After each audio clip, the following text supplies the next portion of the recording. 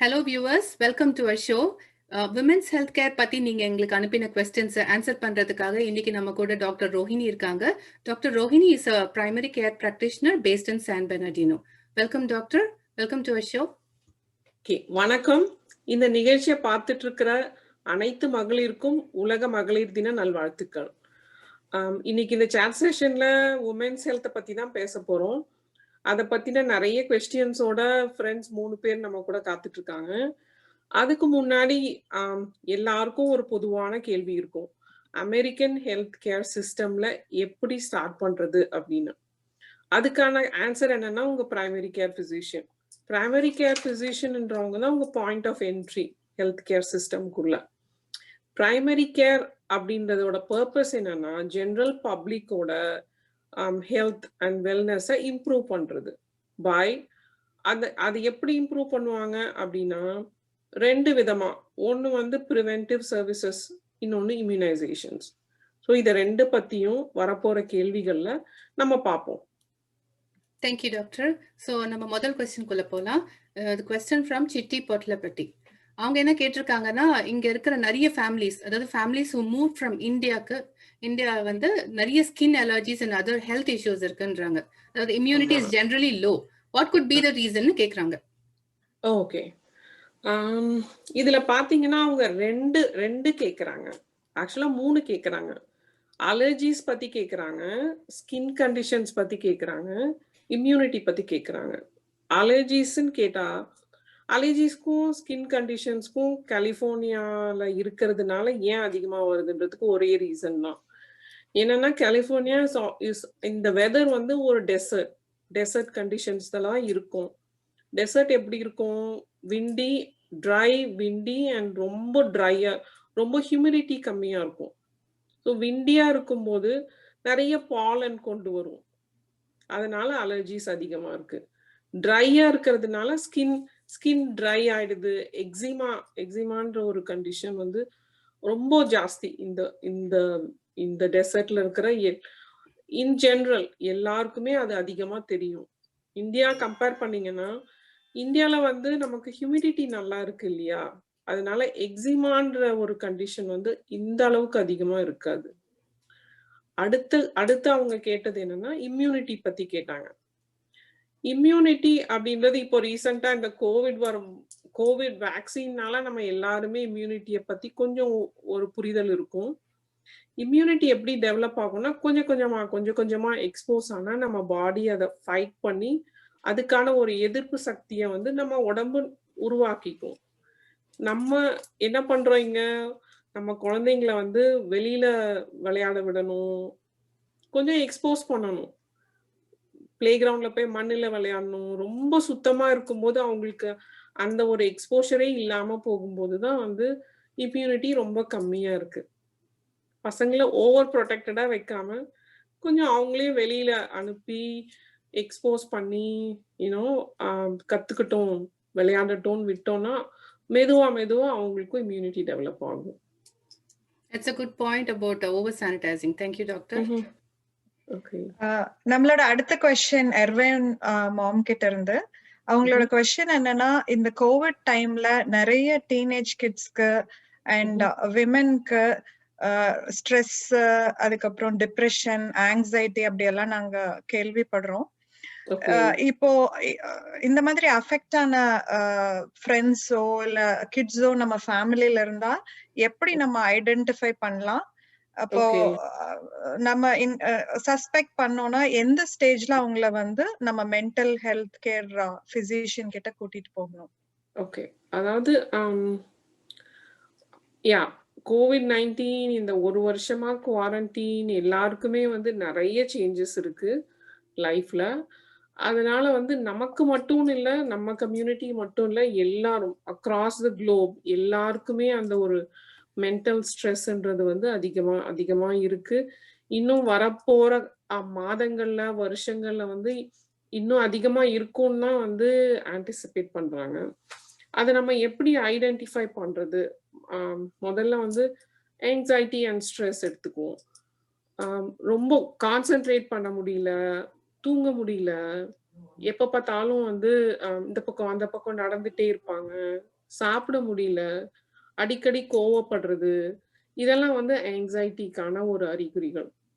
Depression அப்படின்னு பார்த்தீங்கன்னா, ஆம் சீக்கிரமா டயர்ட் ஆயிடுறது. எப்ப ஒரு ஒரு நார்மலா நம்ம வீட்ல பண்ற வேலைகள் பண்ணும்போதே ரொம்ப டயர்டா ஃபீல் பண்றது. அடிக்கடி வந்து அழுக வர மாரி இருக்கும். தூக்கம் வராது. இல்லன்னா அதிகமா தூங்குவாங்க. இந்த மாரியான சிம்ப்டம்ஸ் வந்து யார்கிட்ட எப்போ பார்த்தீங்கனாலும், எந்த ஒரு ஸ்டேஜ்லயுமே கூட்டிட்டு போலாம். நீங்க வந்து மென்டல் ஹெல்த் புரொவைடர்ட்ட தான் கூட்டு போணும்னு கிடையாது. You know, as we discussed early, point of entry வந்து பிரைமரி கேர் பிசிஷியன். அவங்க கிட்ட போனாலே அவங்க வந்து ஒரு டிப்ரஷன், ஆங்ஸைட்டி ஸ்கிரீனிங் பண்ணுவாங்க. அந்த அந்த அந்த டைம்ல அந்த ஸ்கிரீனிங்ல பாசிட்டிவ் வந்துச்சுன்னா, உங்க பிரைமரி கேர் பிசிஷியன் உங்ககிட்ட பேசுவாங்க. இன்னொன்னு நம்ம இதுல ஞாபகம் வச்சுக்கணும் என்னன்னா, மென்டல் ஹெல்த்ன்றது வந்து it's not a tab anymore. நமக்கு வந்து டிப்ரஷன் இருக்கு, ஆங்ஸைட்டி இருக்கு அப்படின்னு டாக்டர்ட்ட போனாலே நம்மள வந்து பிராண்ட் பண்ணிடுவாங்க. அந்த மாரி பயப்படக்கூடாது. யூனோ அதுவும் அதுவும் ஒரு வகையான ஒரு ஒரு இல்னஸ். அதுக்கும் நம்ம பார்த்துக்கணும் அப்படின்னு ஒரு அவேர்னஸ் முதல்ல நமக்குள்ள நம்ம கிரியேட் பண்ணிக்கணும். பசங்க மட்டும் இல்ல, பேரண்ட்ஸ் யாரும் நம்ம வீட்ல பெரியவங்க இருந்தாங்கன்னா, அவங்களுக்கு யாருக்கு இந்த சிம்ப்டம்ஸ் வந்தா எந்த சிவியாரிட்டி லெவல் எந்த லெவல்ல இருந்தாலுமே டாக்டர் கிட்ட போலாம். அங்க போனா அதுக்கான குவெஷனர்ஸ் குடுப்பாங்க, ஸ்கிரீனிங் பண்ணுவாங்க. அதுக்கப்புறம் அவங்க வந்து உங்ககிட்ட பேசுவாங்க. ட்ரீட்மெண்ட் வேணுமா? தெரப்பி போதுமா? ட்ரீட்மெண்ட்னா எந்த வகையான ட்ரீட்மெண்ட்ஸ் இருக்கு? அத பத்தியெல்லாம் பேசுவாங்க. ஆனா அதுக்கு முன்னாடி, அதாவது பசங்க ரொம்ப ஆங்ஷியஸா இருக்காங்க, டிப்ரஸ்டா இருக்காங்க. அவங்களுக்கு நான் எப்படி ஹெல்ப் பண்றது? அப்படின்னு ஒரு கேள்வி வரும் எல்லாருக்கும். அதுக்கு நம்ம என்ன பண்ணலாம்னா, பசங்க கிட்ட பேசுறது தான். அதாவது நம்மளோட கோல் வந்து அதாவது நம்மளோட கோல் அப்படின்னா குறிக்கோள் வந்து ஆங்ஸைட்டிய கம்ப்ளீட்டா எலிமினேட் பண்றது இல்ல. பசங்களுக்கும், பெரியவங்களுக்கும் எல்லாருக்குமே அந்த ஆங்ஸைட்டிய எப்படி டீல் பண்றது? எக்ஸர்சைஸஸ் பண்ணலாம், ஹெல்த்தியா சாப்பிடலாம், ஃப்ரீக்வென்ட்டா பிரேக்ஸ் எடுக்கலாம். இந்த மாரி ஒரு சில சின்ன சின்ன சேஞ்சஸ் பண்ணி, அந்த ஆங்ஸைட்டிய எப்படி ஃபேஸ் பண்றது? அத வந்து கத்துக் குடுக்கணும். இது வந்து ஆங்ஷியஸா இருக்கவங்களுக்கு. டிப்ரஸ்டா இருக்கவங்க வந்து ரொம்ப ரொம்ப ஒரு சில பேசிக்ஸ். ஃப்ரெண்ட்ஸ் கூட பேசலாம். டிப்ரஷன் இருக்கு அப்படின்னு நீங்க தெரிஞ்சுக்கிட்டீங்கன்னா, ஃபர்ஸ்ட்டு அக்செப்ட் பண்ணிட்டு ஃப்ரெண்ட்ஸ் கூட பேசலாம். மத்தவங்க கிட்ட இருந்து ஹெல்ப் கேட்கலாம்.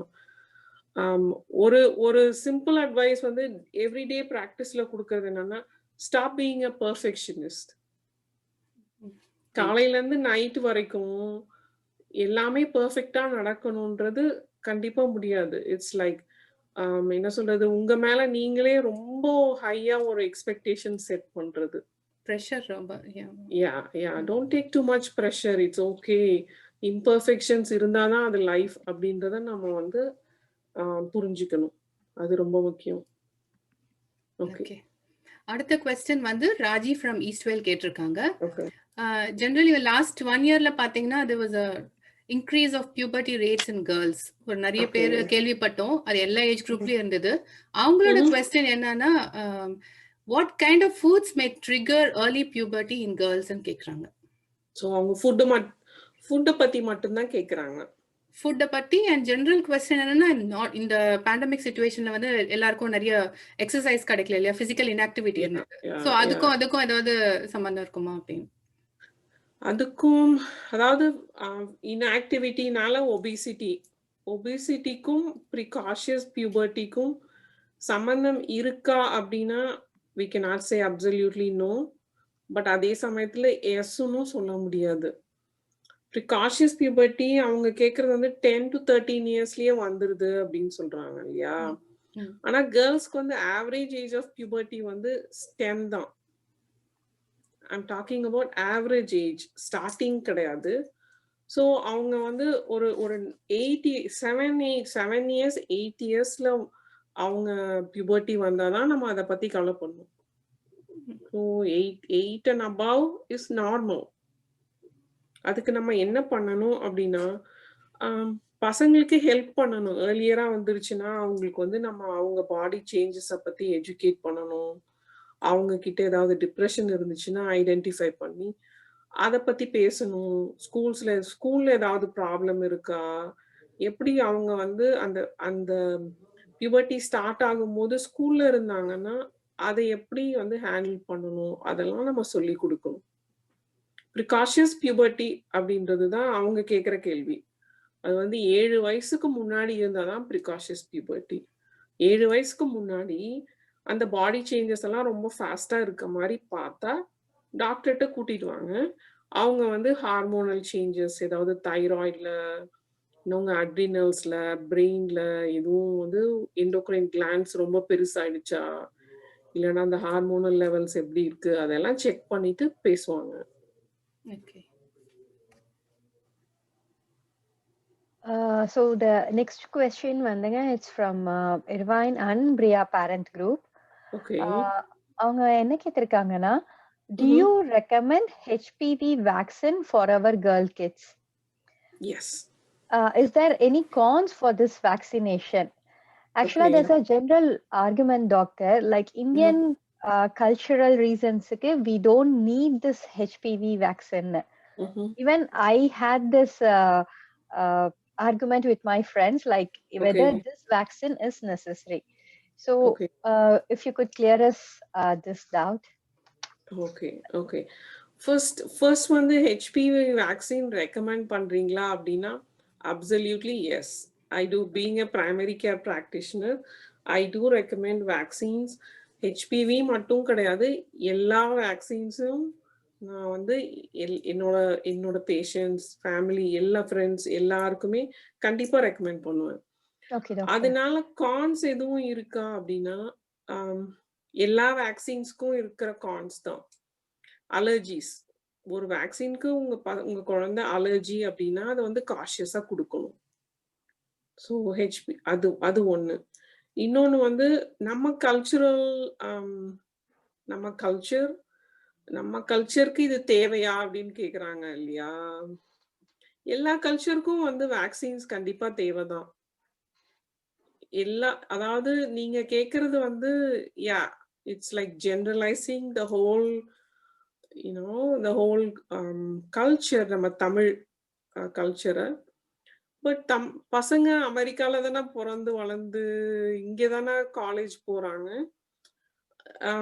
இது என்னன்னா ஹெச்பிவி வேக்சின்ன்றது வந்து cervical cancer and phenyl cancer வந்து ப்ரிவென்ட் பண்ணும்.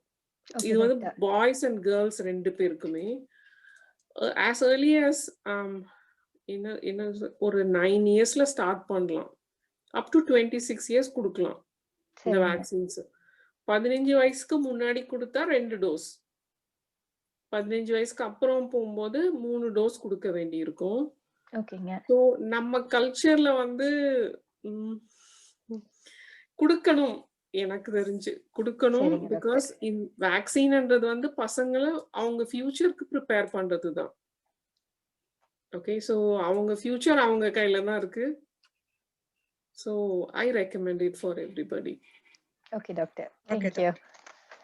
ஓகேங்க, நம்ம நெக்ஸ்ட் क्वेश्चन வந்து ராஜி ஆத்தப்பன் ஃப்ரம் சீனோ ஹில்ஸ் அவங்க கிட்ட இருந்து.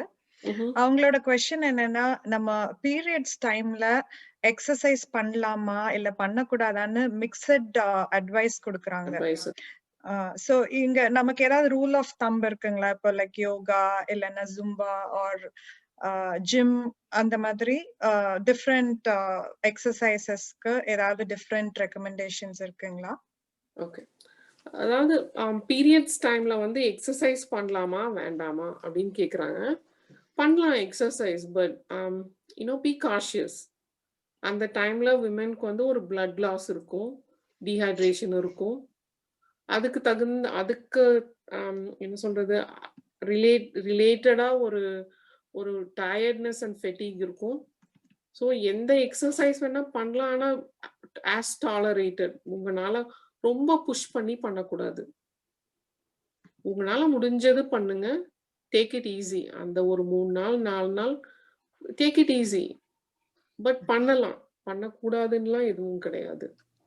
லைட் வாக்கிங் அது மாதிரி ஏதாவது பண்ணலாம். யா, வாக்கிங், ஈவன் இந்த ஜிம்முக்கு போறவங்க கூட லைட்டர் எக்ஸசைசஸ் பண்ணலாம். Okay. Don't push too hard, அதுதான் rule.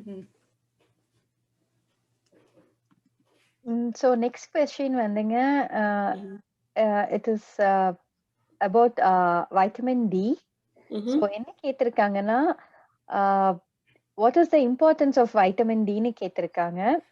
And some of their friends or some of even my friends they take very high doses of vitamin D, like 5000 IU வரைக்கும் some people are taking. So is it necessary இதோட natural ways to supplement vitamin D என்ன?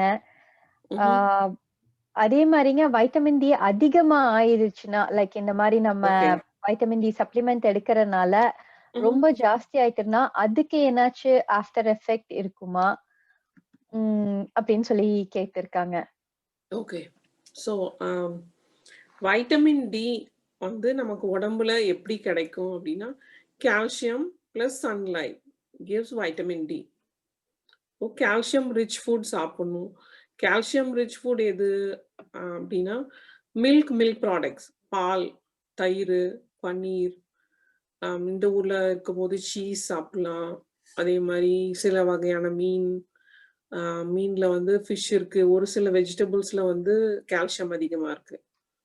ஆனா சன்லைட்க்கு ஒரு நாளைக்கு ஒரு 3/4 மணி நேரமாவது வந்து வெயில்ல நடக்கணும். நம்ம ஸ்கின் வந்து வெயில்ல எக்ஸ்போஸ் பண்ணா நமக்கு அந்த நம்ம ஸ்கின்ல வந்து அது ப்ரொடியூஸ் ஆகும் வைட்டமின் டி. ஸோ அதனால வந்து என்ன வைட்டமின் டி வந்து நமக்கு என்ன பண்ணுது உடம்புக்குள்ள போய் அப்படின்னு கேட்குறோம் இல்லையா? நம்ம எலும்புகளை வந்து உருவாக்குற ஒரு வைட்டமின் அதுதான். போன் பில்டிங் வைட்டமின், கால்சியமும் வைட்டமின் டியும் தான் போன்ஸை வந்து பில்ட் பண்ணும். அது கம்மியா இருக்கும்போது, ரொம்ப நாளைக்கு அது கம்மியா இருந்துச்சுன்னா, நம்ம உடம்புல இருக்கிற ரிசர்வ்ஸ் எல்லாம் யூஸ் ஆயிடுச்சுன்னா போன்ஸ் எல்லாம் வந்து சாக் பீஸ் மாதிரி உடைய ஆரம்பிச்சிடும். அது எலும்புருக்கி நோய்னு சொல்லுவாங்க இல்லையா, ஆஸ்டியோபோரோசிஸ். இது வந்து ஜென்ரலா இப்போ இந்த காலகட்டத்துல வந்து அக்ராஸ் கல்ச்சர்ஸ் வைட்டமின் டி டெஃபிஷியன்சின்றது வந்து நிறைய பார்க்குறோம். நார்மல் லெவல்ஸ் வந்து 30ல இருந்து 100 வரைக்கும். ஓகே, ஆனா ரெக்கமெண்டட் நம்ம உடம்பு வந்து நார்மலா போன்ஸ் எல்லாம் பில்ட் பண்ணி நமக்கு தேவையான வைட்டமின் டி கால்சியம் கொடுத்துட்டு அது ரிசர்வ்லயும் தேவையானது இருக்கும்போது 50ஆவது காமிக்கணும். 50 நானோகிராம்ஸ் பர் ml நினைக்கிறேன், பர் டெசிலிட்டர் நினைக்கிறேன். 50ஆவது காமிக்கணும். நிறைய பேருக்கு வந்து 20க்கும் கீழே இருக்கு. ஸோ அவங்களோட கேள்வி என்னன்னா 5000 IUs எடுக்கிறாங்க, அது ரொம்ப அதிகமானு கேட்டிருந்தாங்க இல்லையா? ஹை டோஸ்னா 50,000 வரைக்கும் கொடுக்குறோம். 50,000 IUs once a week, அதுதான் வந்து ஹை டோஸ். அது வந்து 50,000 IUs once a week ஒரு 6 months 1 yearக்கு மேல சாப்பிட்றவங்களுக்கு தான் அது வந்து ஹைப்பர் வைட்டமினோசிஸ்னு வரும். 100க்கும் மேல வந்தாதான் ஹைப்பர் வைட்டமினோசிஸ். அது வந்து இது வரைக்கும் நிறைய ரிசர்ச் இருக்கு வைட்டமின் டி பத்தி. 100க்கும் அதிகமா போறது ரொம்ப ரொம்ப ரொம்ப ரேர்னு சொல்றாங்க. ஓகே, ஸோ நம்ம வந்து 30 and above இருக்கவங்க ஓவர் த கவுண்டர் கிடைக்கும் நமக்கு 2000ல இருந்து 5000 வரைக்கும் எடுக்கலாம். சில பேருக்கு வந்து 2000 எடுத்தாலே நம்ம உடம்பு போதுமான அளவுக்கு அதை அப்சார்ப் பண்ணிக்கும். சில பேருக்கு 5000 எடுக்க வேண்டி இருக்கும். ஆனா 30க்கும் கீழே இருக்கவங்க, 20ல இருந்து 30 வரைக்கும் இருக்கவங்க கண்டிப்பா ஒரு 5000 யூனிட்ஸ் ஒரு நாளைக்கு எடுக்கணும். 20க்கும் கீழே இருக்கும்போது டாக்டர் கிட்ட போயிட்டு அவங்க பிரிஸ்கிரிப்ஷன் ஸ்ட்ரென்த் எடுக்கணும். 50,000 once a week எடுக்கணும். சரிங்க. இது கூடவே இன்னொரு என்ன கேட்டிருக்காங்கன்னா, what is border line anemic? Okay, anemia பத்தி பேசுறாங்க. ஆமாங்க. சோ அதோட சிம்டம்ஸ் என்ன? அதோட like is there any ways to improve? Okay. அனீமியான்றது அகைன் இன்னொரு நியூட்ரிஷனல் டெஃபிஷியன்சி இல்லையா? உடம்புல வந்து இரும்பு சத்து கம்மியாகும் போது அனீமியா வரும். அனீமியான்றது வந்து இரும்பு சத்து கம்மியாகிறதுன்னு சொன்னோம் இல்லையா? 12 and below லேடிஸ்ல. மென்ல வந்து 13.5 and below வந்து மென்னுக்கு. நம்ம லேடிஸ் அகெயின் மாசம் நமக்கு வந்து மாதவிடாய் அதாவது பீரியட்ஸ் வரும்போது ஒரு 50ல இருந்து 100 ml வரைக்கும் நம்ம உடம்புல இருக்கிற பிளட் லாஸ் ஆயிடும். பிளட் ரத்தப்போக்கு இருக்கும்போது ரத்தத்தோட வெளியில வர்றது வந்து இரும்பும் அயனும் வருது. அதை ரீப்ளேஸ் பண்ணணும். ஸோ நிறைய பேர் வந்து சாப்பாடுல ரீப்ளேஸ் பண்றோம். அது நார்மலா தான் இருக்கு. 12 and above இருந்துச்சுன்னா சப்ளிமெண்ட்ஸ் எதுவும் அவசியம் இல்லை. இல்லைன்னா ஒரு நாளைக்கு ஒரு தடவை ஒரு அந்த 325 milligram ஒரு அயன் இருக்கும். ஆனா ஒண்ணு ஞாபகம் வச்சுக்கணும், அயனோட சேர்த்து ஃபோலிக் ஆசிடும் இருக்கிற மாதிரி சாப்பிடணும். ஏன்னா அயன் மட்டும் எடுத்தா பத்தாது, ஃபோலிக் ஆசிடும் எடுக்கணும். அதுதான் வந்து அந்த அயனை வந்து உடம்பு அப்சார்ப் பண்ணிக்கிறதுக்கு ஹெல்ப் பண்ணும். ஸோ 12 and below இருந்துச்சுன்னா அனீமியா. அது 8க்கும் கீழே வரும்போது அப்போ வந்து ஹாஸ்பிட்டல்ல போயிட்டு ட்ரிப்ஸ் போட வேண்டி வரும். ஸோ ஏன்னா ரொம்ப டயர்டா அனீமியாவோட ஃபர்ஸ்ட் இதுவே என்னன்னா ரொம்ப டயர்டா இருக்கும், உடம்பு வலிக்கும், என்ன சொல்றது ஈஸியா ப்ளீட் ஆகுற மாதிரி ஒரு ஃபீலிங் இருக்கும். டயர்ட்னஸ் தான் முக்கியமான ஒரு ரத்த சோகை அனீமியாக்கு. சரிங்க. B12 sorry doctor, B12 deficiency இருந்தா கூட அனீமியா வரும். ஆமா B12 and ஃபோலிக் ஆசிட் ரெண்டுமே வந்து நம்ம இன்டெஸ்டைன்ல குடல்ல வந்து அயனை உடம்புக்குள்ள பிளட்டுக்குள்ள எடுத்துட்டு அப்சார்ப் பண்ணி எடுத்துட்டு போறதுக்கு B12 and ஃபோலிக் ஆசிட் வந்து இட்ஸ் லைக் அ மீடியா. அது இல்லைன்னா அது உள்ள போகாது, உடம்புக்குள்ள போகாது. அப்படி இருக்கிறவங்களும் நிறைய பேர் இருக்காங்க. அதாவது ஒரு சில ஹெல்த் கண்டிஷன்ஸ் இருக்கு. இன்டெஸ்டைன் சர்ஜரி பண்ணவங்க, இந்த வெயிட் லாஸ் சர்ஜரி பண்ணிட்டவங்களுக்குலாம் B12 ப்ரொடியூஸ் பண்ற அந்த இன்டெஸ்டினல் செக்மெண்ட்டை கட் பண்ணி எடுத்துருப்பாங்க. அவங்க எல்லாம் போய் இன்ஜெக்ஷன்ஸ் போட்டுட்டு வருவாங்க. மந்த்லி வீக்லி இன்ஜெக்ஷன்ஸ் போடுறது, ஐவி இன்ஃபியூஷன்ஸ் எடுக்கிறது பண்ணுவாங்க அயனுக்கு. ஸோ அனீமியா ஒண்ணு ஞாபகம் வச்சுக்கணும், anaemia is really dangerous. It's like ஒரு இங்கிலீஷ்ல ஒரு ப்ராவர்ப் சொல்லுவாங்க, water water everywhere not a drop to drink அப்படின்னு சொல்லுவாங்க. அந்த மாதிரி எங்க பார்த்தாலும் இரும்பா இருக்கும். ஆனா இரும்பு அயன் டெஃபிஷியன்சி ரொம்ப ப்ரிவலண்டா இருக்கும் ஒரு சில கல்ச்சர்ஸ்ல, ஸ்பெஷலி வெஜிடேரியன்ஸ். வெஜிடேரியன்ஸ் ரொம்ப பிக்கி ஈட்டர்ஸ் இருப்பாங்க இல்லையா? காய்கறியே சாப்பிடாம வெஜிடேரியன்ஸ் இருப்பாங்க இல்லையா? அவங்கள ரொம்ப காமன் அது அயன் டெஃபிஷியன்சி அனீமியா. ஸோ சாப்பாடு any food darker in colour contains iron. தினமும் நம்ம அதை வந்து நம்மளோட டயட்ல சேர்த்துக்கணும். இன்னொன்னு ரொம்ப முக்கியமான ஒரு பாயிண்ட் அனீமியா என்னன்னா, ரொம்ப உடம்புல வந்து அயன் கண்டென்ட் ரொம்ப கம்மியாயி வரும்போது அது உங்களுக்கு ஹார்ட் ஃபெயிலியர் வரைக்கும் கூட கொண்டு போய் விடலாம். ரொம்ப ரொம்ப லெவல்ஸ் 8, 6, 4, 5 எல்லாம் போகும்போது it might lead to a heart failure and death வரைக்கும் கூட போலாம். Anemia, worldwide anemia is one of the preventable causes for death. Okay, that's good information. Okay doctor, நம்மளோட next question வந்து from a Bria mom. அவங்களோட question என்னன்னா, விமென்க்கு annual பிசிக்கல்ஸ் எப்பல இருந்து start பண்ணணும், எந்த ஏஜ்ல இருந்து ஸ்டார்ட் பண்ணணும், நம்ம பிரைமரி கேர் பிசிஷியனை எவ்ரி இயர் பார்க்கணுமா? ஓகே, ஸோ ஆனுவல் பிசிக்கல் அப்படின்னு சொல்லும்போது இட்ஸ் அகெயின் செல்ஃப் எக்ஸ்பிளனேட்டரி. ஆனுவல்னா வருஷம் பண்றது தான் ஆனுவல் பிசிக்கல். பட் ஆனா இப்போ ரீசெண்டா கொஞ்சம் வருஷத்துல வந்து அந்த வருஷம் பண்ணணுமா அப்படின்ற ஒரு கொஸ்டின், அதை பத்தின நிறைய வந்து ஸ்பெகுலேஷன்ஸ் இருக்கு மெடிக்கல் ஃபீல்ட்ல. ஒரு சில ஹெல்த் சிஸ்டம்ஸ் லைக் கைசர் அவங்கெல்லாம் வந்து 3 years 5 yearsக்கு ஒரு முறை பண்ணா போதும் அப்படின்றாங்க. ஆனால் என்ன சொல் அட்லீஸ்ட் ஒரு 3 to 5 இயர்ஸ்க்கு ஒன்ஸ் உங்க பிரைமரி கேர் ஃபிசிஷியன்ட்ட போய் ஆனுவல் பிசிக்கல் பண்ணிக்கிறது நல்லது. ஏன்னா நம்ம முன்னாடி பார்த்த மாதிரி பிரைமரி கேர் ஃபிசிஷியன்றவங்க தான் உங்க பாயிண்ட் ஆஃப் என்ட்ரி. அவங்க வந்து உங்களை வந்து ஆஸ் அ ஹோல் பர்சனா பார்ப்பாங்க. ஜென்ரல் பாடி செக்அப் பண்றது, எல்லா ஸ்கிரீனிங்ஸும் ரெக்கமெண்ட் பண்ணுவாங்க, ஏஜ் அப்ராப்ரியேட் வேக்சின்ஸ் ரெக்கமெண்ட் பண்ணுவாங்க. உங்களுக்கு என்ன ஒரு உங்க உடம்ப பத்தி என்ன ஒரு கொஸ்டின் இருந்தாலும் அவங்க கிட்ட கேட்கலாம். ஸோ மற்றபடி உங்களுக்கு ப்ராப்ளம் வரும்போது நீங்க போகணும் அப்படின்னு யோசிச்சா ஸ்பெஷாலிட்டிக்கு தான் போக முடியும். அதுவுமே ஸ்பெஷாலிட்டிக்கு போகணும்னாலும் you have to go through a primary care.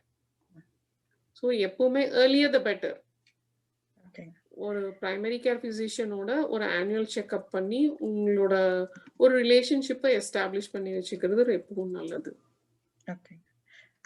Okay doctor, நம்மளோட நெக்ஸ்ட் क्वेश्चन வந்துங்க ஃப்ரம் சிட்டி போட்லபாட்டி. அவங்க என்ன கேக்குறாங்கன்னா, இப்போ above 40 வந்து மேமோகிராம்ஸ் கண்டிப்பா பண்ணணுமா, நம்ம செல்ஃப் எக்ஸாம்ஸ் பண்ணினாலே போதுமா அப்படின்னு கேக்குறாங்க. ஏன் அப்படி கேக்குறாங்கன்னா, மேமோகிராம்ஸ் வந்து ரொம்ப அன்கம்ஃபர்டபுளா இருக்கு, ஏதாவது ஆல்டர்னேட் இருக்கா அதுக்குன்னு கேக்குறாங்க. ஓகே, செல்ஃப் பிரஸ்ட் எக்ஸாம்ஸ் பண்றாங்க சிட்டி அவங்க. So very good. அதாவது எல்லா women of all age groups monthly once self breast exams பண்றது வந்து இட்ஸ் ரெக்கமெண்டட்.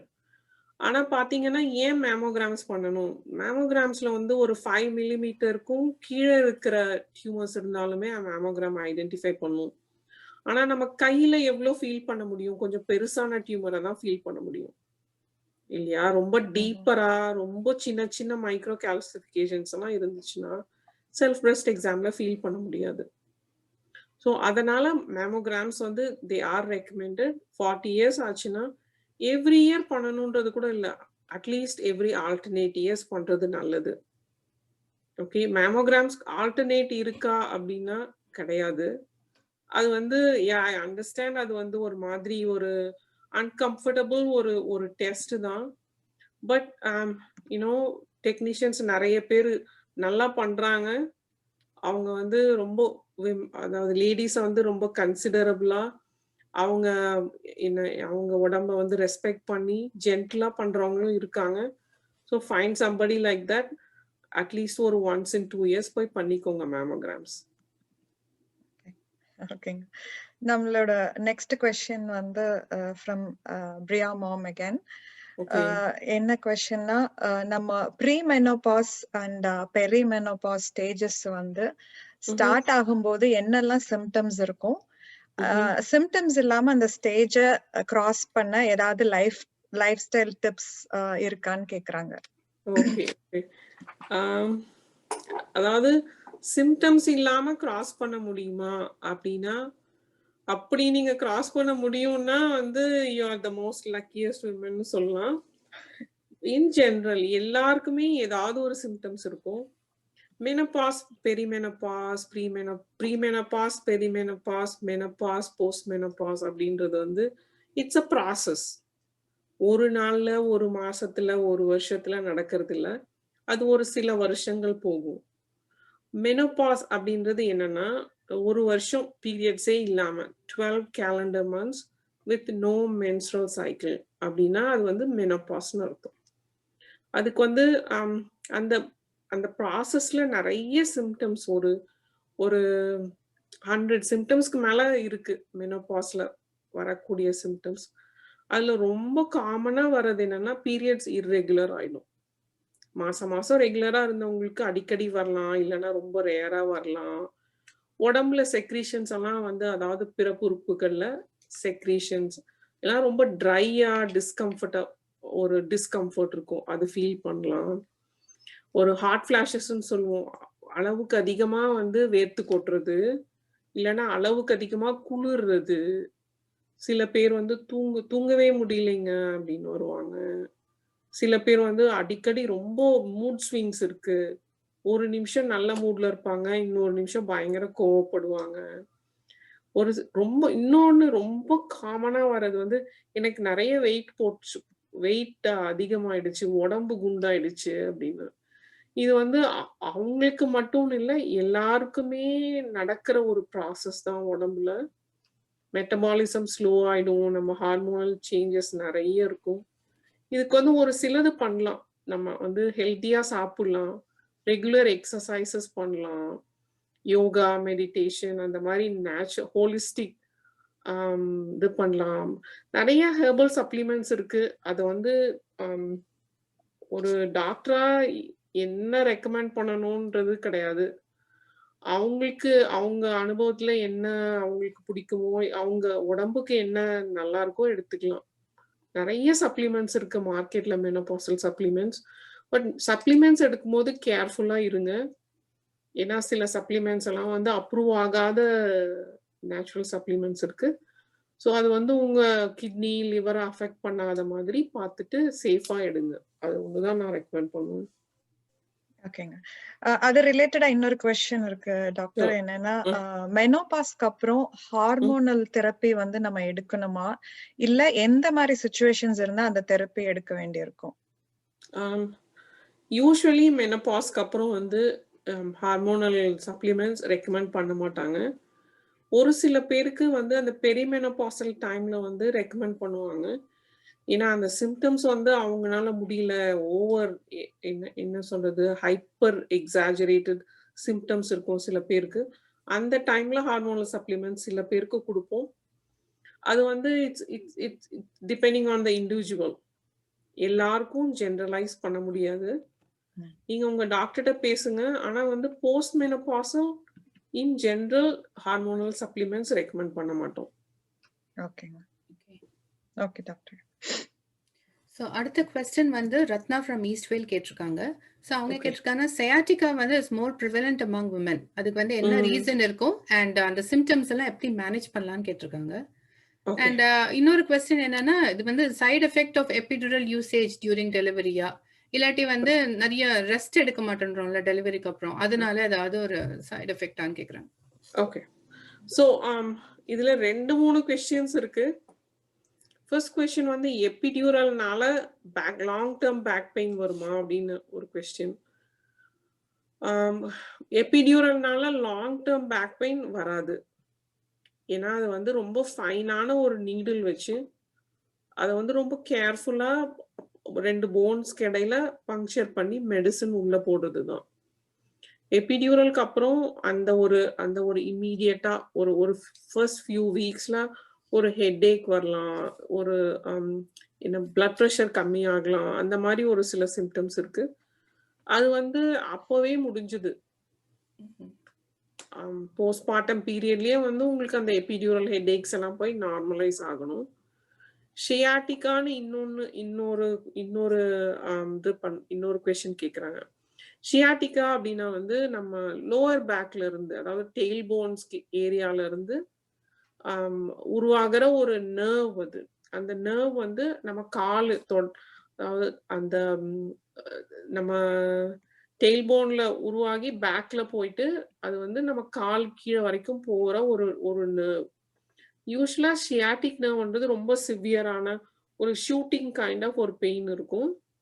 அது வந்து 2 பக்கமும் இருக்கலாம். ஆனா மோஸ்ட் காமன் வந்து ஒரு சைடு தான் பெயின் இருக்கும். ஓகே. ஸோ அவங்க வந்து என்ன சொல்றது, அவங்க ரத்னா கேக்குறாங்களா ஈஸ்வேல்ல இருந்து, she needs to be more specific அவங்க symptoms. ஓகே. ஷியாட்டிக் நர்வ்ன்றது வந்து it's a much more serious ஒரு கண்டிஷன் அது. ஆனா ரொம்ப காமனா லேடிஸ்ன்னு கிடையாது, ஜென்ட்ஸ்ன்னு கிடையாது, எல்லாருக்கும் வர ஒரு பேக் பெயின்ன்றது ஒரு லோ பேக் பெயின் தான். நம்ம லோவர் பேக்ல வந்து 2 சைட்லயும் வர ஒரு பெயின். பாத்தீங்கன்னா பேக் போன் வந்து நடுவுல தான் இருக்கும். அதுக்கு 2 பக்கமும் மசில்ஸ், லிகமெண்ட்ஸ் தான் இருக்கும் இல்லையா? ஸோ அந்த லோ பேக் பெயின்ன்றது அந்த மசில்ஸ், லிகமெண்ட்ஸ்ல வர பெயின் தான். Most of the time it's positional. So நல்லா ஸ்ட்ரெச் பண்ணுங்க. ஒரே பொசிஷன்ல உட்கார்ந்துட்டு இருந்தீங்கன்னா ஒரு மணி நேரத்துக்கு ஒரு தடவை ஒரு 10 நிமிஷமாவது எந்திரிச்சு நடந்துட்டு குனிஞ்சு எந்திரிச்சு நல்லா ஸ்ட்ரெச் பண்ணுங்க. உங்க பேக் பெயின் வந்து most probably it will disappear. இந்த கொஸ்டின் வந்துங்க ராஜி ஃப்ரம் ஈஸ்ட்வேல் அவங்க கிட்ட இருந்தாங்க. ஸோ அவங்க என்ன கேட்டிருக்காங்கன்னா, is it okay to wait till we have pain to do umbilical hernia surgery? அவங்க அம்மா வந்துங்க she is like 66 years old and she has been having umbilical hernia for 2 years amanga. Suddenly and then she has got this left arm pain also. So is it both connected in the left arm pain or umbilical hernia pain or is it both connected? And she is not able to lift her arm also, left arm also. Okay. So that's her question. Okay.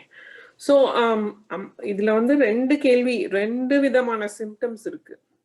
ஒன்னு வந்து umbilical hernia இருக்கு, இன்னொன்னு வந்து left shoulder, அது இடது தோள்பட்டை வலி இருக்கு.